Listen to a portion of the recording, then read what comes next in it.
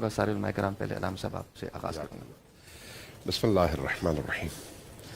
دیکھیے اللہ تبارک و تعالیٰ نے جتنی بھی عبادتیں انسان پر فرض کی ہیں وہ عبادتیں ظاہری طور پر بدن کے اٹھک بیٹھک اور ایکسرسائز کا نام نہیں ہے، بلکہ ان تمام عبادتوں کے پیچھے جو اصل ہدف ہے وہ انسان کی روح کی تطہیر اور روح کو کمال تک پہنچانا ہے.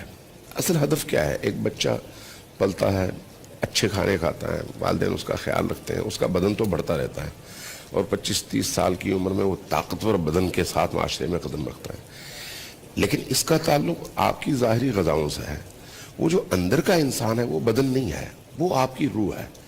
اگر اس روح کو پاکیزہ ترین غذا ملے تو روح بھی اتنی ہی بلکہ اس سے زیادہ طاقتور ہوگی جتنا بدن ہے. لیکن اگر اس کو طاقتور غذا نہ ملے، پاکیزہ غذا نہ ملے تو اس کے نتیجے میں روح حیوانی ہوگی اور بدن انسانی ہوگا.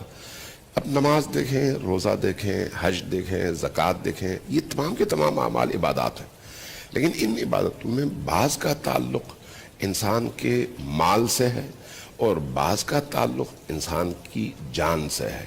یہ جو اعتکاف ہے، روزے کی حالت میں مسجد میں بیٹھ کر دنیا سے اپنا رابطہ کاٹ کر اللہ کی بارگاہ میں حاضری دینے اور اپنی وہ تمام چیزیں جو عام زندگی میں اس کے لیے حلال تھیں ان کو اپنے آپ پر ممنوع قرار دے کر خود کو اللہ کی رضا میں ڈھالنے کا نام ہے. اس کا مطلب کیا ہے؟ خصوصاً نبی کریم صلی اللہ علیہ وآلہ وسلم رمضان المبارک کے آخری عشرے میں بستر سمیٹتے تھے اور مسجد کا رخ فرماتے اور مسجد ہی میں تشریف فرما ہوتے. رمضان المبارک خود تطہیر باطن کا ذریعہ ہے. رمضان المبارک خود روزے، قرآن کی تلاوت اور نیکیوں کے ذریعے سے، نمازوں کے ذریعے سے، دعاؤں اور مناجاتوں کے ذریعے سے خود کو اللہ سے جوڑنے کا ذریعہ ہے. لیکن اسی مہینے میں عبادات کی جو پیک اور معراج ہے وہ ان تمام چیزوں کے ہونے کے باوجود بھی پھر خود کو ہر چیز سے کاٹ کر مسجد میں پہنچا کر مسجد سے پھر باہر نکلنے کو خود پر روک کر اور حرام کر کے اللہ کی بارگاہ میں بیٹھ کر صرف اور صرف اللہ سے راز و نیاز اور ہم کلام ہونا. اب آپ دیکھیے، اس لیے اعتکاف میں کہا جاتا ہے کہ آپ باہر نہیں جا سکتے، عام لوگوں سے بیٹھ کر گپیں نہیں مار سکتے، میڈیا نہیں دیکھ سکتے. وہ چیزیں جن کا تعلق اللہ سے نہ ہو، جس کا تعلق تطہیر باطن سے نہ ہو، اندر کی دنیا کی صفائی سے نہ ہو، وہ کام آپ نہیں کر سکتے. جو آپ کی بنیادی ترین ضرورتیں ہیں جیسے کھانا پینا یا رفع حاجت کے لیے، یہ آپ کی چونکہ بنیادی ترین ضرورتیں ہیں، اسی کے لیے آپ مسجد سے باہر نکل سکتے ہیں، ورنہ مسجد ہی میں بیٹھیں گے. تو مسجد میں بیٹھنے کا مطلب کیا ہے؟ مسجد پاکیزہ ترین مقام، اللہ کا گھر. آپ روزے سے آپ کے پیٹ میں حلال کی روزی گئی ہے سحری میں، آپ کی سانسیں پاکیزہ فضا میں، آپ کی روح پاکیزہ فضا کے اندر، آپ کا بدن اس پاکیزہ اور روحانی فضا کے اندر.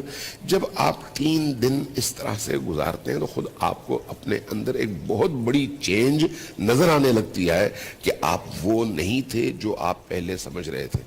جب آپ عام روٹین کی زندگی میں حیوان اور انسان میں فرق کہاں پر آپ کو نظر آتا ہے؟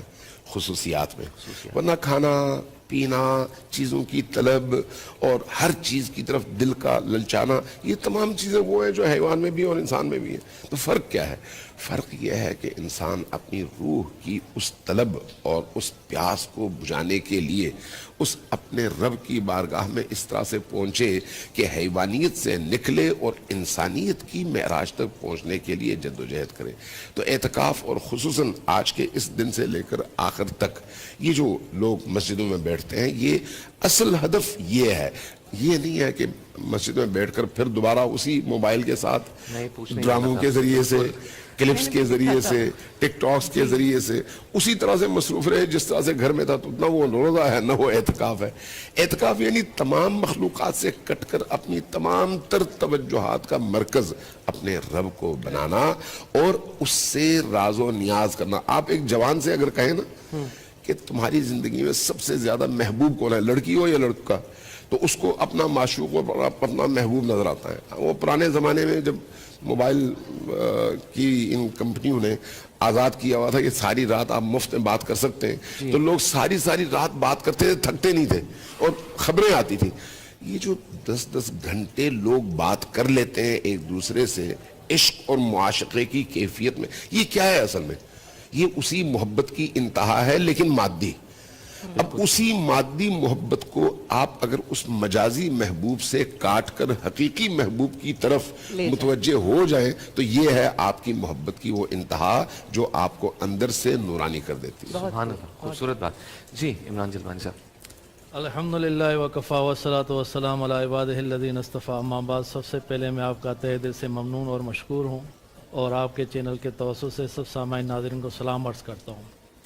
جیسے علامہ صاحب نے فرمایا ہے، اعتکاف کے ایک تو لغوی معنی یہی ہے کہ اپنے آپ کو پابند کرنا، اور دوسرا عربی میں اس کا معنی ہے اعتکاف کا مطلب اپنے آپ کو موڑنا، یعنی کہ دنیا کی چیزوں سے نکل کر اللہ کی طرف. عبداللہ ابن مسعود رضی اللہ عنہ کا فرمان ہے، اطلب قلبک عند ثلاثۃ المواضع، اپنے دل کو تلاش کرو 3 جگہ پہ. فی اوقات الخلوہ، جب تم اکیلے میں بیٹھو سرگوشیاں کرو اللہ کے ساتھ. فی مجالس ذکر، جب تم ذکر کرو. و عند تلاوت القرآن، اور جب تم قرآن کی تلاوت کرو. تو اعتکاف میں سب سے بڑا عمل جو ہوتا ہے وہ اللہ سے راز و نیاز ہے، خلوت ہے، اور پھر تلاوت ہے. رمضان کا مطلب ہے تلاوت. اعتکاف میں تو پھر قرآن بندہ مسجد میں رہتا ہے اور پھر ذکر کرتا ہے. اعتکاف ایک سنت عمل ہے. اما عائشہ رضی اللہ عنہ سے روایت ہے، یہ سنن بخاری اور مسلم سے مستند حدیث ہے کہ آپ رمضان کے آخری عشرے میں اعتکاف فرماتے تھے. اور سنن ابی داؤد میں موجود ہے کہ آپ نے 1 مہینہ بھی اعتکاف فرمایا ہے. چنانچہ آپ نے پہلے 10 دن اعتکاف فرمائے اور پھر درمیانے 10 دن اعتکاف فرمائے، پھر آخری عشرہ اعتکاف فرمایا.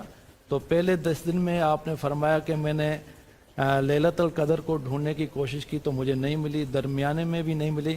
تو آپ نے حجرہ مبارک سے چہرہ انور باہر نکال کر فرمایا، لوگوں مجھے یہ خبر ملی ہے کہ وہ رات اس آخری عشرے میں ہے، تو میرے ساتھ جو اعتکاف میں آنا چاہتا ہے تو وہ آ جائے. چنانچہ لوگوں کی، صحابہ کی جماعت نے آپ کے ساتھ شرکت کی. تو اس سے جماعت کا اعتکاف کرنا بھی ثابت ہوتا ہے. اور اعتکاف کی میں آپ کو بہت بڑی فضیلتیں ہیں.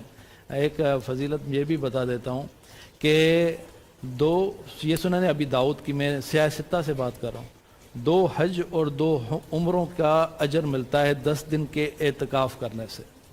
اور اس کی ایک یہ فضیلت ہے کہ اللہ تعالیٰ 1 دن کے بدلے میں، اعتکاف کے 1 دن کے بدلے میں اس بندے کو، اس بندی کو 3 خندق خلاصی دے دیتا ہے، جہنم سے دوری.